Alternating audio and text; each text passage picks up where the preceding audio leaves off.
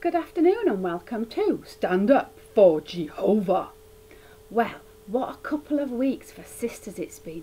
First of all, we had the bombshell from Mike and Kim that women are going to grow cocks in the new system. We also learned that, generally speaking, women don't need their wombs after the age of 100. Well, in light of this, I wondered if on God's previous form of upcycling ribs into women, if he wasn't going to upcycle a womb into a pair of manberries. In fact, the information came from a question from readers that was answered by Judge Rutherford in 1930 in the Golden Age. And I'll quote to you what he said. He said that there wouldn't be any children born in the last 100 years of the millennium, nor any born after that, because men and women do not give birth to children after they reach the age of 100 years. Well, I just wonder if judge was the wrong title for him. It should have been doctor or physician. He seemed to know so much about this topic. Really insightful stuff this is. He goes on to say, whether the identity of the sexes as such will be preserved, we do not know. You are shitting me. When I got baptised, nobody said to me just before I answered the two questions, now you're quite sure about this, because in all probability you're going to grow a pair in the new system and turn into a man. How do we know this? Let's carry on reading what the Rutherford had to say. He said, there have been some well-authenticated instances in which women have been transformed into men, and it is possible that this transformation may become general and we shall all be brothers together. Wow! I mean, correct me if I'm wrong, but that sounds like a bit of an old fag's dream, doesn't it? I've got nothing against homosexuals, even if there is a bit of the old lucky no touchy from where I'm standing. But I'm sure that even homosexuals would not want a world full of men. I don't think that even gays hate women as much as Judge Rutherford did, but it does put his comments into context about what is a woman, what did he say, a bag of bone and a hank of hair. He really did hate women, didn't he? I don't know what his beef was. Obviously his mother was one, you'd like to hope. Maybe she was one of the well-authenticated cases and grew a big dangly one after he'd been born, and I don't know, it just gave him some kind of fear of women altogether.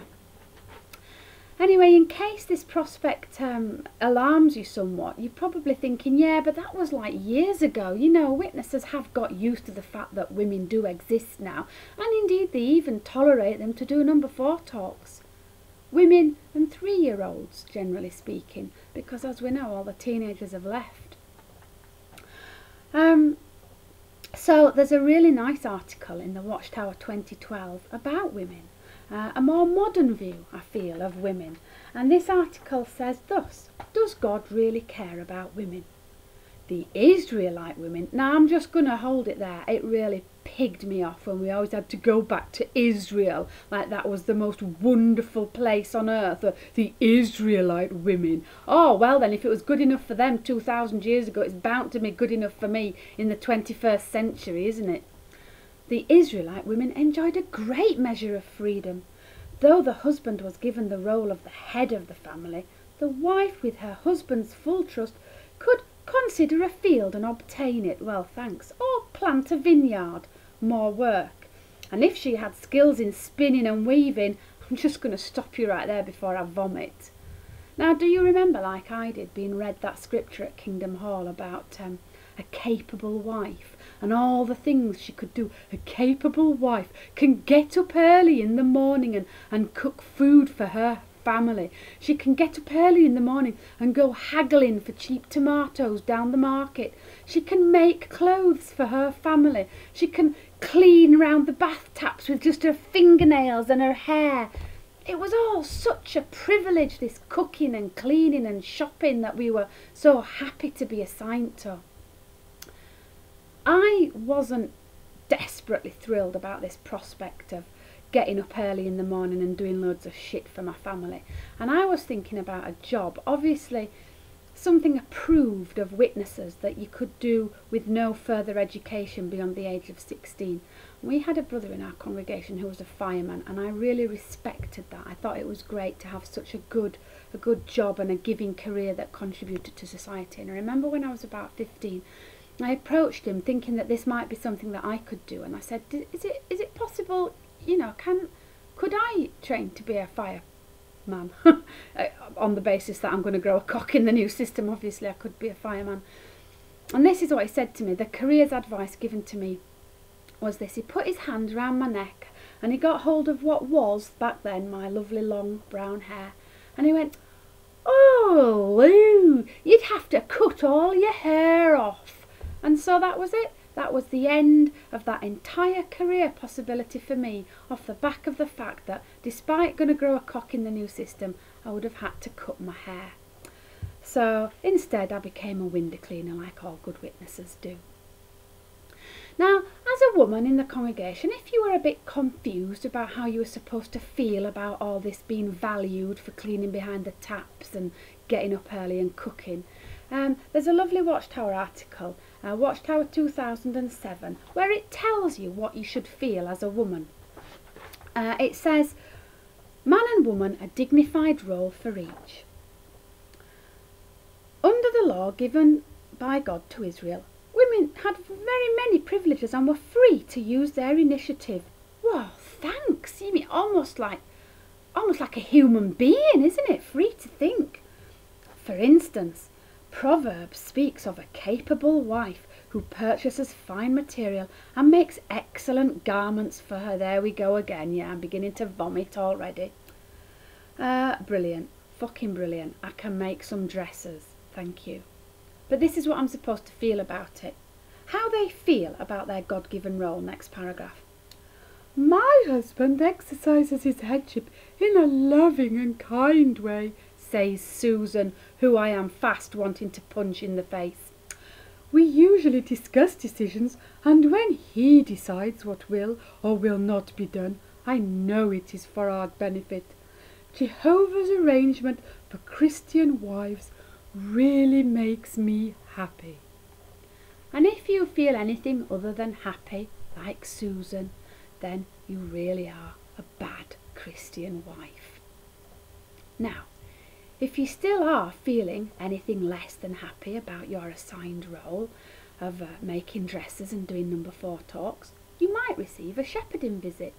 And we had another brilliant piece of information posted by John Cedars this week, which is a secret video of how to do shepherding visits on women. It's the Suicide Cookies Thank You Jehovah video, as I like to call it now. And it shows 2 brothers going to a woman who is suicidal so bad that she's actually thought about the method of finishing herself off. And they go in there and they give her some warm Christian advice. Okay, the first thing I noticed about this advice is, like, when you're giving somebody help who's really, really miserable, it's not some kind of fucking top trumps of misery, right? Oh, my husband's died. Oh, well, Job had 10 kids that died. Ha! Top that! Or, I can't swim. Oh, well, somebody fell into the sea and got eaten by a shark. Ha! Top that! It doesn't work like that. You don't have to think about somebody who's worse off than you. It does nothing to make you feel better. If I stub my toe and somebody tells me, oh, well, there's a fella who had his leg blown off in Afghanistan, that does nothing to take away the pain in my toe. At another point, I might put things into perspective a bit, but right now, I still have my feelings. It's rubbish. It's a rubbish way of treating someone. And there's always a top trump in the Bible. There's always somebody with bloody warts or blindness or a leg that doesn't work or is paralysed. The Bible's riddled with them. They didn't have the NHS back then. There's always somebody worse off than you in the Bible. Doesn't help. The second thing is, their advice is somewhat by the way of just lots of random sayings. Now, I could do those myself. Morning, sister. Many a mickle makes a muckle. Better the devil you know. A stitch in time saves 9. Doesn't help. Doesn't help. That poor woman, if she wasn't suicidal when they went, I suspect that she was deeply, deeply, stabby-eyey suicidal when they left. And the last thing is, I think this is raising elders' false expectations. At the end of the video, They show her saying, "Thank you, brother. I really needed to hear that." No, no, she didn't. That's not how it's going to go if you really shepherd someone who really is suicidal. Not to make light of this, although most of my videos are comedy, there have been people who have committed suicide after a shepherding visit because they must feel so desperate at the end, realising that there's nothing these suited goons have got to offer. Now I'm going to raise the tone a bit now and finish this off with a little story, one of my favourites. It's about a friend of mine that I used to actually lodge with. I lodged with her mum. And this girl, she was a great sister. I really admired her a lot.